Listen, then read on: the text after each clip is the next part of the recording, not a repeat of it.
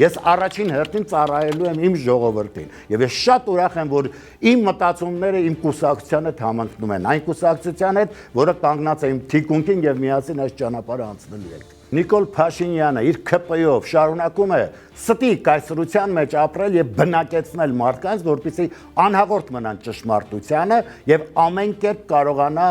օգտագործել իր կուսակցական շահերի համար, որը երբեք էլ կապ չունի իմ երկրի, իմ ազգի շահերի հետ։ Մենք չպիտի մարդուն թողենք, որ անասնակալած կրքերին գերված մնա, ինչպես մեկ ԿՊ-ն է վարվում, չէ՞։ Իր ամբողջ ուժը, եռանդը ներդրում է գումար շորտելուն։ Ամեն ինչ անում են, որպեսզի կարողանան հերթական հարկն ու տուրքը ավելացնեն, այս ժողովրդին